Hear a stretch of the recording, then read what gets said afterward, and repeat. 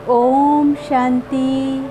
आप सभी को नवरात्रों की बहुत बहुत मुबारक हो, मुबारक हो, मुबारक हो।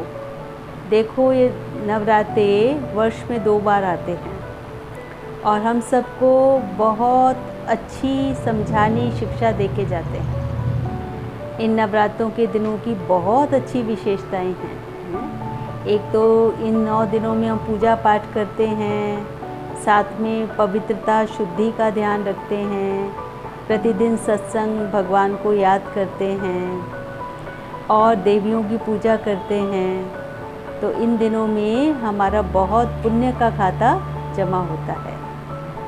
तो ये नवरात्रे विशेष रूप से हम क्यों मनाते हैं? तो हम देखते हैं कि एक तो इन दिनों में व्रत रखना बहुत अच्छा माना जाता है। जितने भी भक्त हैं, देवियों के पुजारी हैं, वो व्रत भी रखते हैं और शुद्धि का बहुत ध्यान रखते हैं, पवित्रता का बहुत ध्यान रखते हैं। तो ये नवरात्रे हमको शुद्ध बनना और पवित्र बनने का मैसेज दे रहे हैं। तो हमको ज़रूर इन नवरात्रों से ये सबक लेना है कि देवियों को क्या पसंद है, शुद्धि पसंद है। इसलिए 9 दिनों के लिए हम किसी भी तरह से शुद्धि को मेंटेन करते हैं। तो वास्तव में 9 दिन तो प्रैक्टिस कराई गई थी कि देखो इस पे कितना फ़ायदा है, पर हम सब ने तो ये पक्का कर लिया कि केवल 9 दिन ही हम इस शुद्धि को ऑब्ज़र्व करें, जीवन में लाएं, उसके बाद इसको भूल जाएं।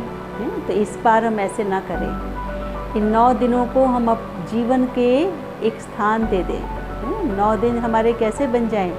इस शिक्षा से, इस बहुत अच्छे अनुभव से जीवन में वो पवित्र रहना, शुद्ध रहना हम सीख जाएं। और दूसरा हम देखते हैं कि देवियों की जो हम पूजा करते हैं विशेष रूप से, और देवियों ने असुरों का संहार किया था, इसलिए देवियों को स्पेशली दुर्गा माँ को या काली माँ को दिखाते हैं बहुत सारे अस्त्र शस्त्र, है ना। उनके हाथ में स्वदर्शन चक्र भी है, तलवार भी है, भाला भी है, बहुत सारे अस्त्र शस्त्र दिखाए गए हैं। तो अब ये प्रश्न पैदा होता है कि क्या देवियों ने इन अस्त्र शस्त्रों का इस्तेमाल किया? तो आज हम आपको ये कहना चाहेंगे, बताना चाहेंगे कि देखो, जीवन में 2 शक्तियाँ होती हैं, एक आंतरिक शक्ति और एक बाह्य शक्ति, है ना। दोनों हैं, एक अंदर की शक्ति, एक बाहर की शक्ति। अगर हम आपसे पूछें दोनों शक्तियों में से ज़्यादा शक्तिशाली कौन सी शक्ति है, तो ज़रूर हम यही कहेंगे ना, अंदर की शक्ति। जिसका अंदर से बहुत शक्तिशाली स्वरूप होता है तो उसको बाहर से भी कोई डर नहीं लगता है, बाह्य रूप से भी वो शक्तिशाली होता है। तो देवियों को कैसे दिखाया? उनके हाथ में अस्त्र शस्त्र दिखाए हैं। तो क्या वो ऐसे अस्त्र शस्त्रों का इस्तेमाल करती होंगी? उनको तो हम सदा माँ के रूप में स्वीकार करते हैं, सभी देवियों को। और दुर्गा को तो सदा मुँह से शब्द भी ऐसे निकलता है, दुर्गा माँ, माँ निकलते हैं ना भाई।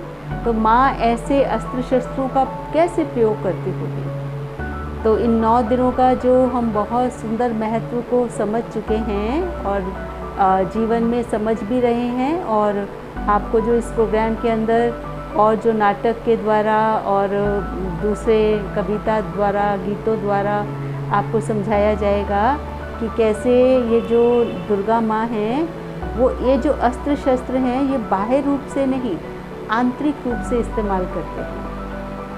कैसे आंतरिक रूप से इस्तेमाल करते हैं, वो आज 2 शब्दों में मैं आपको बताना चाहूँगी कि हमारी ज़िंदगी में जो भी समस्या हमारे सामने आती है, जो भी ऐसी बातें आती हैं जो हमें बहुत भयानक लगती हैं या हमें वो अच्छी नहीं लगती हैं, तो उन समस्याओं को, उन कारणों को हमें अपनी अंदर की शक्ति के द्वारा, आंतरिक शक्ति के द्वारा।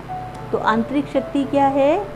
आंतरिक शक्ति है सहन करने की शक्ति, आंतरिक शक्ति है समाने की शक्ति, आंतरिक शक्ति है बहुत सारी जब बातें हो जाएं तो विस्तार को संकीर्ण करने की शक्ति, ऐसी परिस्थिति हो जहाँ पर दूसरे को सहयोग की ज़रूरत है तो सहयोग देने की शक्ति।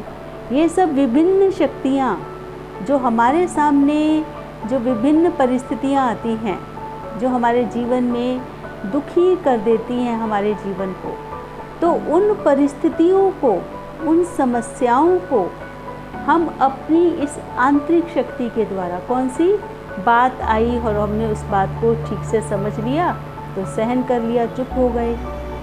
कुछ बात हुई, बहुत सारी बातें हुई तो हमने पुरानी बातों को भुला करके अब दोबारा से आज नए रूप से अपने साथ जो भी सामने वाला है उनके साथ हमने प्यार से व्यवहार कर लिया। तो क्या किया, पुरानी बातों पर फुल स्टॉप लगा दिया, छोड़ दिया और बात को समझ करके चुप्पी धारण कर ली, अपने संबंधों को ठीक से निभाया, सहयोग दिया। ये तो सब शक्तियाँ कौन सी, आंतरिक शक्ति है। और ये आंतरिक शक्तियाँ क्या कहती हैं, जो हमारी जीवन में जो सामने परिस्थिति आई है, जो हमें दुख देने वाली थी, लेकिन इस शक्ति के द्वारा हमने उस परिस्थिति को ख़त्म कर दिया। तो जैसे हमारे सामने कोई असुर आया था, वो दुखी करने वाली बात आई थी, हमने उस आंतरिक शक्ति से स्व का दर्शन करके, स्व को समझ करके कि हम सब भगवान के बच्चे हैं, ईश्वर की संतान हैं, तो हमको बदला नहीं लेना है, हमको बदल के दिखाना है। तो हमने क्या किया, क्षमा कर दिया, समझ लिया कि अगर हमारा ये पुराना हिसाब किताब है तो अब ये इस बात के द्वारा सहन करके ख़त्म हो रहा है ना। पुराना शायद मैंने कुछ गलत किया था, इसलिए वो अभी जो मेरे सामने ये बात आई है ये मेरे पुराना हिसाब किताब है, ऐसा समझ करके मैं उसको छोड़ देती हूँ। तो बात कैसे आई थी, बहुत दुखी करने वाली बात आई थी, परेशान करने वाली बात आई थी, और वो परेशान वाली बात ज़रूर किसी न किसी व्यक्ति के द्वारा आई थी। तो वो व्यक्ति जो है वो मैं उस वक़्त कैसे लगता है, ये तो जैसे मेरे जीवन में बहुत बड़ा असुर के समान है, क्योंकि मुझे दुखी कर रहा है। वो कोई भी रिलेशन हो सकता है, हमारा भाई हो सकता है, बहन हो सकता है, पति हो सकता है, बेटा बेटी हो सकता है, पड़ोसी हो सकता है, हमारा मकान मालिक हो सकता है, हमारा किराएदार हो सकता है। लेकिन हमने उन बातों को इस ज्ञान की शक्ति के द्वारा समझ लिया, तो हमने उस बात को फोरगो कर दिया, छोड़ दिया। तो हमने क्या किया, अपने जीवन में आए हुए असर को ख़त्म कर दिया और अपने जीवन को कैसा रखा, शांत रखा, शीतल रखा। तो हम क्या हो गए, दुर्गा माँ की संतान हो गए। जैसे दुर्गा माँ के सामने जो असुर आए उनको माँ ने ध्वंस कर दिया, ख़त्म कर दिया। तो हमने तो ऐसा ही समझा था कि शायद वो जो उनके हाथों में अस्त्र शस्त्र दिखाए हैं उसके द्वारा ध्वंस किया होगा। लेकिन जब जीवन को और अच्छी तरह से समझने की कोशिश की तो क्या समझ में आया कि जीवन में आने वाली जो भी बातें हैं वो असुर के समान दुखी करने वाली होती हैं। तो उन बातों को हमें इस ज्ञान की शक्ति के द्वारा, आंतरिक शक्ति के द्वारा उन सब समस्याओं को समझ करके और ख़त्म कर देना और अपने जीवन को कैसा बनाना, बिल्कुल शांत शीतल बनाना। और वो कब हो सकता है, तो जो इन दिनों में हम पूजा पाठ करते हैं अर्थात भगवान को याद करते हैं। तो जब भगवान का साथ होगा तो हमारे अंदर सहन शक्ति भी आएगी, समाने की शक्ति भी आएगी, सहयोग देने की शक्ति भी आएगी, क्षमा करने की शक्ति भी आएगी। तो ये सब शक्तियाँ हमें क्या कर देंगी, शक्तिशाली बना देंगी। जैसे हमारी माँ को, हम दुर्गा को, माँ को कैसे देखते हैं, शक्तिशाली रूप में देखते हैं। तो हमारे जीवन में भी जब वो माँ है, हम शब्द भी कह रहे हैं माँ, तो हम कौन हो गए, उनके बच्चे हो गए। माँ के तो हम बच्चे ही हैं ना। तो जब हमारी माँ ने अनेक प्रकार के असरों को ख़त्म किया, ऐसे हम सबको भी हमारे सामने जो समस्याएं आती हैं, व्यक्ति नहीं है समस्या, वो परिस्थिति जो है वो हमारी समस्या है। जैसे आजकल हम फ़ोन पर सदा क्या सुनते हैं, जो भी कोविड का पेशेंट है उससे घृणा मत करो, क्या करो, उस जो कोविड की जो समस्या है उस कोविड की समस्या से आप लड़ाई करो।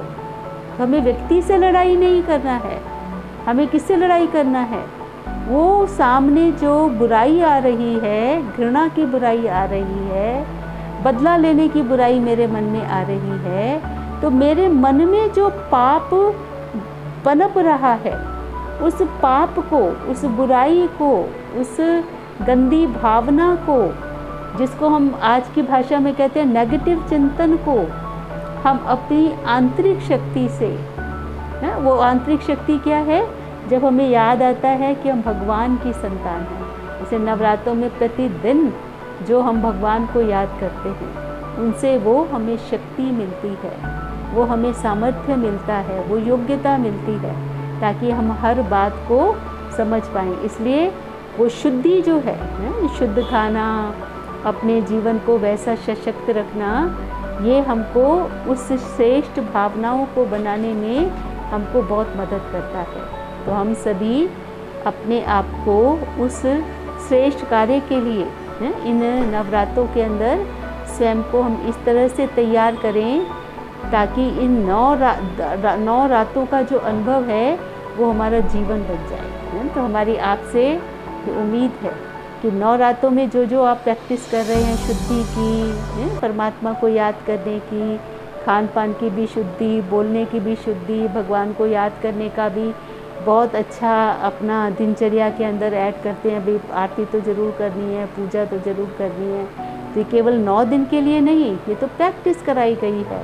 तो इसको हम जीवन का एक स्थान बना दें और अपने जीवन को 9 रातों का ही जीवन बना करके रखें। तो ऐसे नवरात्रे मनाने की आप सभी को बहुत बहुत मुबारक हो, मुबारक हो, मुबारक हो।